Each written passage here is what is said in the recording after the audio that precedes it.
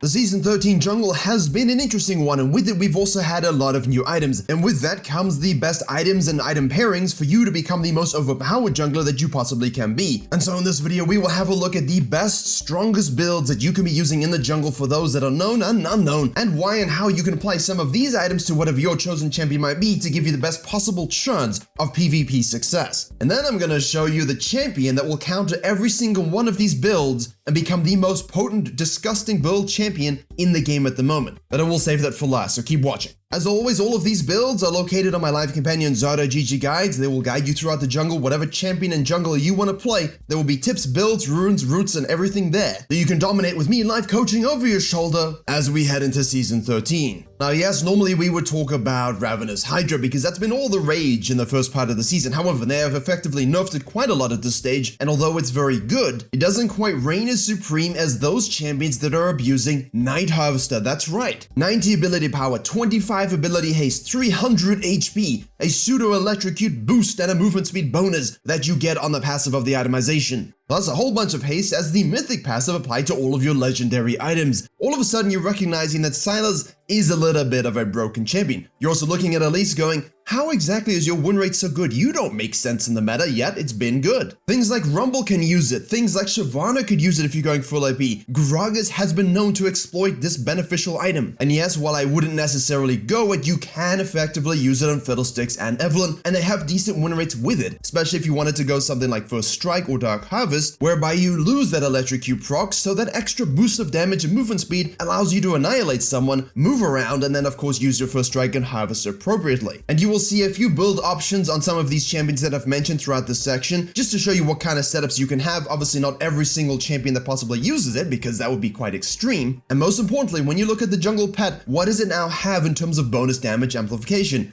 AD, AP, HP, and resistances. So a lot of these champions not only are getting all of those stats in terms of Night Harvester, they're adding in the resistances from their Zhonya's. You synergize this amount of AP and obviously HP with this haste boost, it gives all of these champions what they so love and desire. Rotations. Sylas Max W is a 5-second CDR. You give him 25% haste, you give him extra haste on that mythic passive, and all of a sudden, not only is he one-shotting you with that pseudo-electrocute proc, the amount of AP with his AP scalings, HP, as well as now the rotations he has with that amount of haste. I mean, how do you kill someone that can sustain up like that with Last Stand abuse, that can kill you with insane 100% AP ratios, and effectively gets Dark Harvest stacks perma while getting an electrocute proc pseudo from his Night Harvester? Yeah, the build path isn't as great as it once was. I always preferred the blasting one tech, but you know, having a bit of haste in my Fiendish Codex plus my Dark Steel into a Hextech alternator, that's kinda nice and fun. Not for the enemy, but for me, and of course for you. Ultimately, all the champions here that use Night Harvester have good win rates. It allows them to play the game in a PvP sense, farm in a very efficient way, have a lot of skirmish ability, and against those targets that you cannot annihilate in a one-shot scenario, you can kill them on the second rotation because of all the beautiful cooldowns you have for your abilities. I know this item has been memed, but I do run it on Zyra, for example, against a full assassin comp. I need HP to survive, I need rotations on my CC and my damage, and I need to be able to do damage to them in return. I've always flexed and adapted my mythic items on Zyra, and I do think the item rework has successfully done that. People just get really hung up on memes instead of focusing on what the stats say. Data is greater than feelings. And as much as you want to say meme Nidalee building Night Harvester, a Lichbane Night Harvester Nidalee with a Shadow Flame and a Zhonya's and a Void Stuff and a Death Cap and whatever the hell she wants to build will destroy you if executed properly. Yes, Sylas's AP ratios are broken, but at the same time he builds Night Harvester and he destroys you. And while you should always go Rocket Belt with, you know, Echo and Evelynn and Fiddlesticks, the latter two can still execute kind of well with the Night Harvester, and I think that says a lot to the power of the item when we do have something in the Rocket Belt that's so core to their identity. So if you have AP ratios that are kind of crazy and you like to do a bit of damage and maybe go Dark Harvest to scale or First Strike to get rich, this item will probably do the juice for you in this season.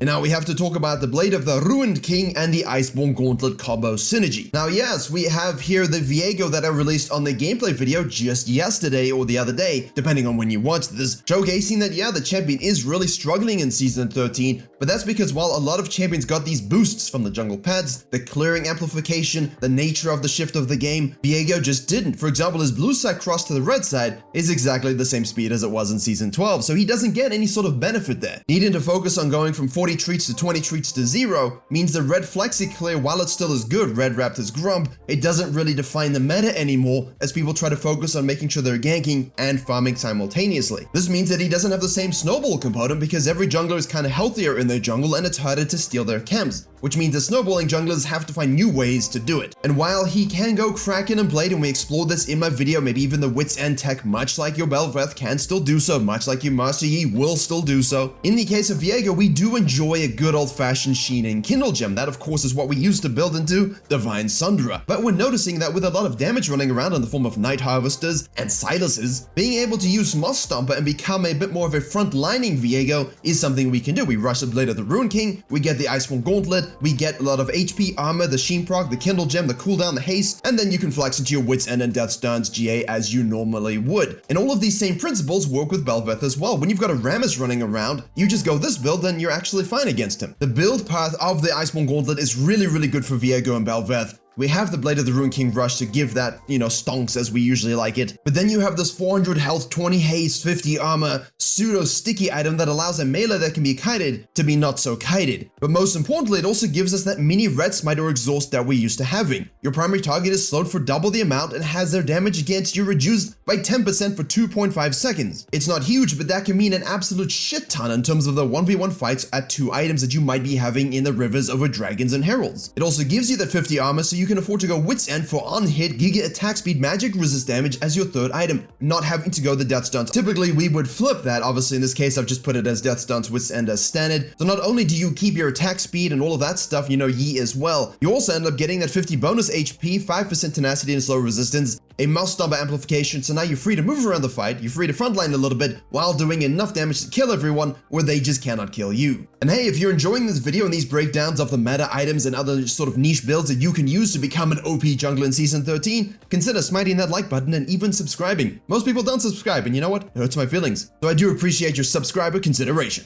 Now the third one, I'm sorry, we all know this at this point, but the Demonics and Jack Show. The Jack Show abuse is really something that's taken a lot of power away from the tanks who just want to build the item and given it to, fighters. Which sucks because, it sucks. I just want a good tank item that's fun to use, it's interactive, that gives me bonus resistances, that allows me to be an actual drain tank, a tank that drains HP. And having those scaling resistances, it's absolutely lovely. But at the same time, when a fighter abuses it and combines it with, your health, AP stacking, Giga Fighter item that has percentage max HP burn passives, then, obviously things become a little bit problematic because all of a sudden they have scaling resistances, a lot of haste for rotation, they have 400 HP, 30 resistance bonus, and if you were able to still kill these champions, well then eventually you won't be able to because 5 bonus armor, 5 bonus magic resist as the mythic passive. There's not a lot of choices here, are there? And the Lilia, the Zac, the Udyr Maud, you've got the Maokai that can run the same kind of page as the Zac. Shyvana can do this obviously as well. She's a few times in this video. She can also go the Blade Fist build and, still focus people down. It doesn't really matter. She can go Night Harvester full AP, the Fist Bork, Demonics Jack Show. There's not much she can't do, although she's not that great in the jungle overall. Even Diana is abusing this tenfold, except she's adding in a Nash's Tooth, maybe a Sunfire, and I mean honestly the damage and the inability to kill her at that spike. It is a little later spiking than the previous Sunfire build, but at the same time, woof. And even Amumu is having a lot of fun with this build. You flex this into your Rylai's if you want to keep going and stacking that HP and stacking those slows and stacking the scalings that you have. All that really matters is that you go Demonics for your damage and your burn, you got a lot of HP, you buy the Jack Show and give yourself immense resistances, you're draining HP, and very few of these champions can be killed in an outright 1v1 sense unless you're just a much better jungler with a lot bigger lead. If you have AP scalings and you like to be a frontliner Fister fighter, then this 2-item combo is the one for you. Really broken.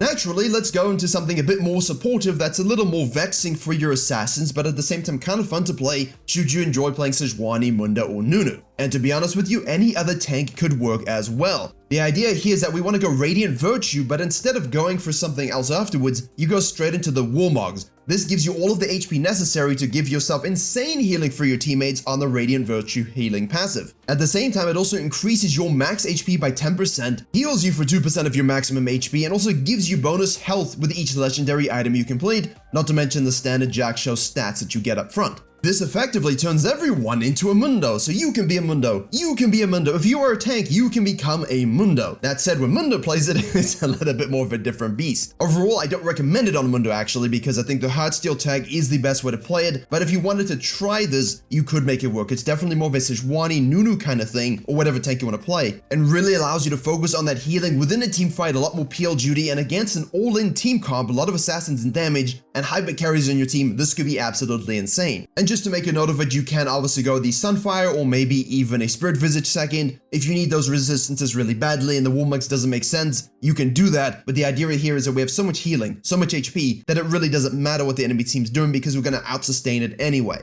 And before we get onto the juicy build of the champion that's going to counter all of this nonsense and basically make it null and void, I have to show you my special Warwick tag that's also an Olaf tag. That's also a, if you have healing in your champion's kit in any sort of capacity, you can go this and become a little bit obnoxious. Just a little bit. So obviously the power curve of this particular trio of items has gone down. That is of course due to the repeated nerfs to Ravenous Hydra and the removal of Scaling Omnivamp. However, the healing is still there. The cleaving nerf does affect us slightly. However, when you combine the sustain and overall scaling on AD ratios with Ravenous Hydra, you take a Jack Show, Drain Tank, Giga Healing Siphon, and Resistance Survivability Matrix, and fuse it with a Spirit Visage, then all of a sudden your healing and shielding become a little bit, deplorable. That means with Warwick, as you get lower and do more damage, you also heal. And you heal, and you heal, and the same for Olaf, and you keep healing, and it makes the Radiant Virtue Warmogs combination look a little bit piss. As I said, the Omnivamp nerf has affected this to some degree. Overall, it's still something I really enjoy playing. I've seen it a few times with other people doing it as well, but it's not really that prevalent because obviously it's quite expensive. It's better suited to specific champions, and obviously if you can't rush the Spirit Visage and you need some armor, then it becomes a bit less potent because it spikes way later. In that regard, getting a Sunfire or just sitting on a Warden's Mail or a Bramble Vest can be enough because the healing you get from the Spirit Visage active on the rest of the itemization combo plus the scaling resistances on Jack Show means you have enough armor to basically sustain yourself through any scenario. But if you hate this, and you hate every build in this video, and you're thinking what on earth could counter all of this monstrous nonsense that is making it so that fighters are becoming tanks and tanks just don't get to build the items that were designed for them? Well, my friends, the answer was always going to be, and is always going to be, and will always has had to have going to be Kindred. But first and foremost, yes, we can still go your regular PTA, Lethal Tempo, Conqueror sort of,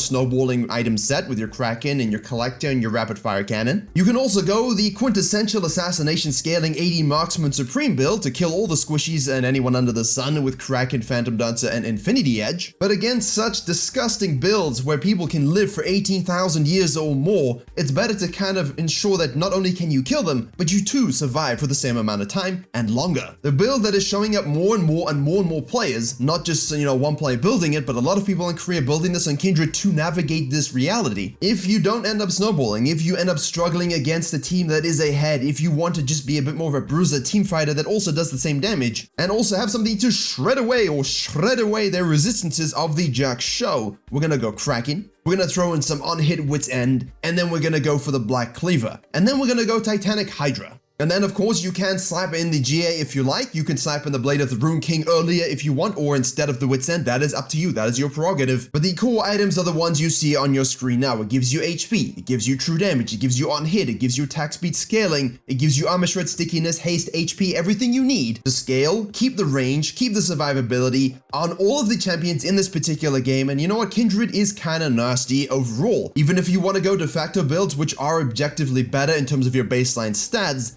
substituting a Blade of the Rune King here instead of a Titanic can work as well, but the concept is, hey, listen, I need to go a bit more bruiser, a bit more HP stacker, and of course a bit more shredder. This build will provide you the goods, this build will allow you to thrive, and all of these builds are the best OP and most broken in Season 13, so pick one for your champion based on your scalings and enjoy yourself. And if you want to figure out how to become the most supreme ganker, click the video in the box on the top right.